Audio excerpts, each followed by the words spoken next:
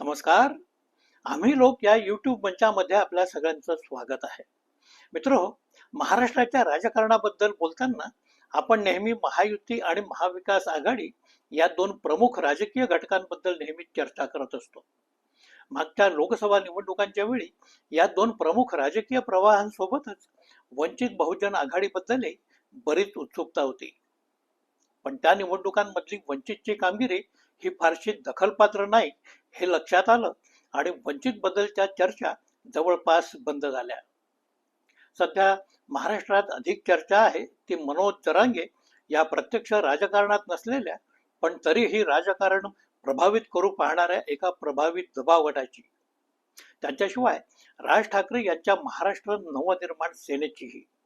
लोकसभेच्या निवडणुकांमध्ये मराठा आरक्षण आंदोलन आणि मनोज जरांगे या घटकांनी सरकार विरोधी भावना चेतवल्या आणि त्यामुळं महायुतीला मोठाच फटका बसला. नंतरच्या काळात जरांगे पुन्हा उपोषणाला बसले. पुन्हा मराठवाड्यातला सारा मराठा एकवटला.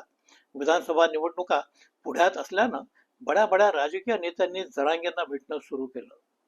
जरांगे यांच्या पाठिंब्याशिवाय निवडणुकीतला विजय शक्य नाही असं ज्यांना ज्यांना म्हणून वाटलं त्यांनी अंतर्वाली सराटीची वाट धरली. पण जरांगे मात्र कोणाबद्दलही फारसं आश्वासक असं बोलत नव्हते. अर्थातच भाजपा आणि महायुतीतल्या पक्षांनी जरांगेंचा धसका घेतला होता.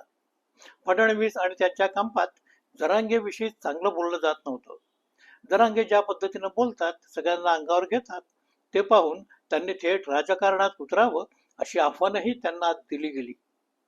मराठा आरक्षण आंदोलकांमध्ये कदाचित निवडणुका लढवण्याची सुप्त इच्छा असावी. मनोज जरांगे यांनी वेगवेगळ्या लोकांशी चर्चा सुरू केल्या. संभाजीराजे भोसलेही त्यांना येऊन मिळाले, पण सूर सापडत नव्हता. 31 ऑक्टोबरला आपण आपले उमेदवार जाहीर करू असं जरांगे म्हणाले, पण प्रत्यक्षात मात्र त्यांनी निवडणुकीतून माघार घेण्याचीच घोषणा केली. दरम्यान त्यांची उलटसुलट विधानं एकसारखी येत राहिली. कधी ते म्हणाले कुणाला पाडायचं ते आम्ही ठरवू, तर कधी म्हणाले आम्ही भाजपाच्याही उमेदवारांना निवडून आणण्याचा विचार करू. या विधानांमधून त्यांची धरसोड वृत्तीच प्रकर्षानं प्रकट झाली. थोडक्यात मनोज जरांगे यांचा वैचारिक गोंधळ पुढे आला आणि विधानसभा निवडणुकीवर मोठा परिणाम करण्याच्या त्यांच्या क्षमतांबद्दलच प्रश्नचिन्ह निर्माण झालं. आतापर्यंत मनोज जरांगे हे सत्तारूढ महायुतीच्या विरोधात भूमिका घेऊन होते. त्यातल्या त्यात भाजपा आणि देवेंद्र फडणवीस हेच त्यांचं लक्ष असल्याचं मानलं गेलं. त्यांनी उभारलेल्या आंदोलनाच्या दृष्टीनं त्यांनी सरकार विरोधी भूमिका घेणं हे गरजेचं होतं, नैसर्गिक देखील होतं. आज मात्र त्यांची राजकीय भूमिका ही पूर्वीसारखी राहिलेली नाही. आता कुणाला पाठिंबा कुणाला विरोध अशी काहीशी संमिश्र भूमिका घेण्याच्या मनस्थितीत ते आलेले आहेत. तसं झालं तर त्याचा खुद्द जरांगे आणि त्यांच्या मराठा आरक्षण आंदोलनावर विपरीत परिणाम झाल्याशिवाय राहणार नाही. सामाजिक जीवनातील आंदोलनांना वैचारिक आणि तात्विक भूमिकांचं अधिष्ठान जोपर्यंत असेल तोपर्यंतच ही आंदोलनं टिकणारी असतात हे आपण लक्षात घ्यायला हवं. या पार्श्वभूमीवर त्यांच्या आंदोलनाचे राजकीय परिणाम देखील बाधित झाल्याशिवाय राहणार नाहीत. म्हणूनच जो परिणाम जरांगे यांच्या आंदोलनानं लोकसभेत घडवून आणला तसा तो तेवढ्याच दृढतेनं आता विधानसभेत पुन्हा पाहायला मिळेल असं चित्र आज नाही. राज ठाकरे म्हणजे महाराष्ट्राच्या राजकारणातलं एक कायम गूढ. राज ठाकरे, त्यांचं व्यक्तिमत्व आणि त्यांची भाषणं म्हणजेच त्यांचा पक्ष महाराष्ट्र नवनिर्माण सेना. हा पक्ष तसं म्हणाल तर आता बऱ्यापैकी जुना देखील म्हणावा लागेल. पण महाराष्ट्रात या पक्षानं कधीही प्रसारासाठी फार काही प्रयत्न केले असावेत असं झालेलं नाही. कारण म्हणजे राज ठाकरे यांच्या राजकीय क्षमता मोठ्या असाव्यात असा समज उभ्या महाराष्ट्रात आहे. पण त्या तुलनेनं पक्षानं आजवर मिळवलेलं यश हे मात्र फारसं उत्साहवर्धक नाही. राज यांच्या स्वभावातली धरसोड ही त्यांच्या पक्षाला मर्यादा घालणारी ठरली. कुठल्याही राजकीय पक्षाला विस्तार वाढीसाठी सातत्याच्या प्रयत्नांची गरज असते. तसे प्रयत्न महाराष्ट्र नवनिर्माण सेनेच्या बाबतीत कधीही झालेले नाहीत. मागे राज यांनी थेट मोदी विरोधी भूमिका घेतली होती.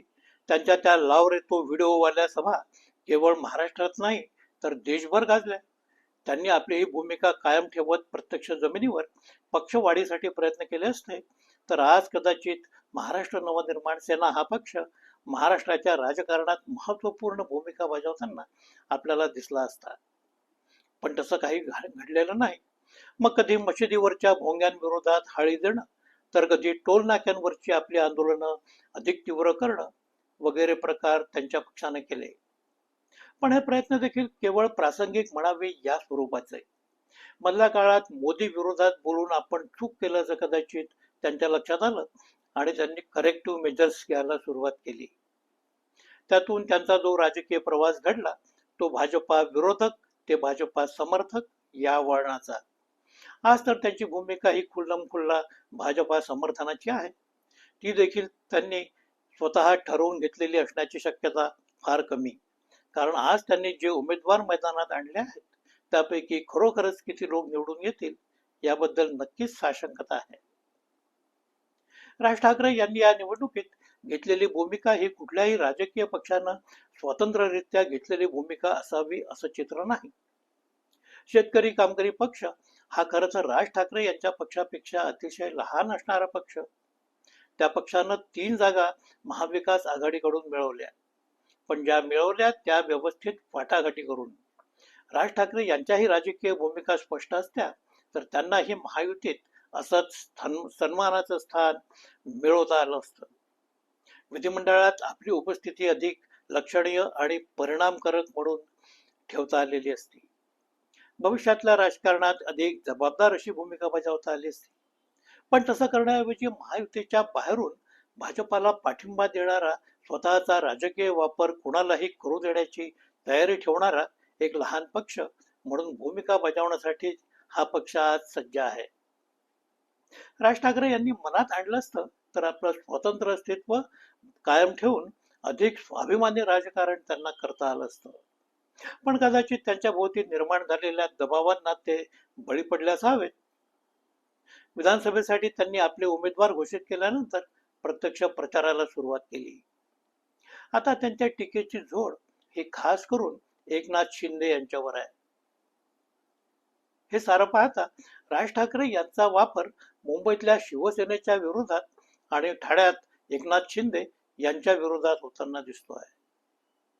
म्हणजे भाजपाच्या नेतृत्वाखालच्या महायुतीला बहुमत मिळून सत्तेत तर यायचं आहेच, पण त्या व्यतिरिक्त नवीन विधानसभेत एकाच वेळी उद्धव ठाकरे आणि एकनाथ शिंदे या दोघांच्याही नेतृत्वाखालच्या शिवसेना संपवायच्या आहेत की काय असा संशय निर्माण होतो.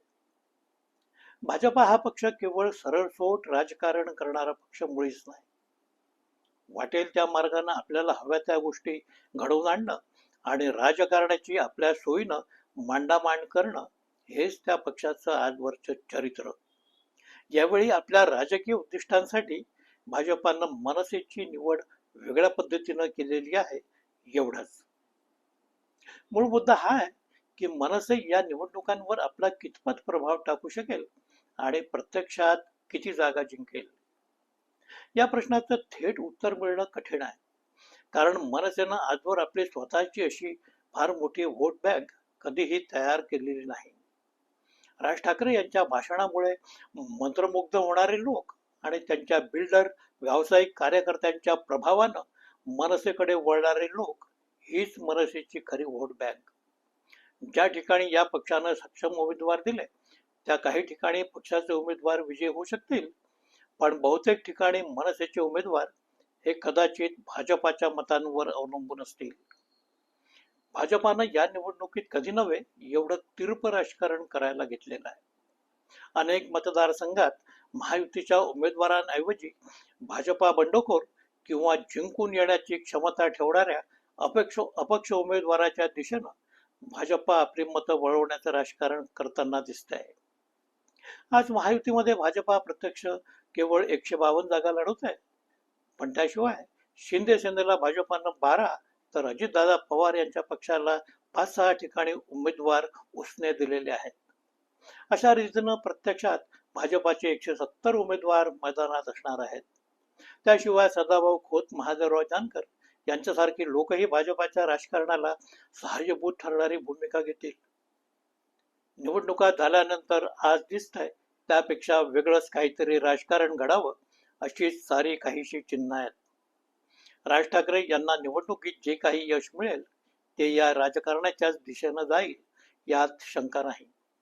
म्हणूनच आमच्या पाठिंब्यानं भाजपाचा मुख्यमंत्री होईल अशी ग्वाही राज ठाकरे हे आजपासूनच देत आहेत.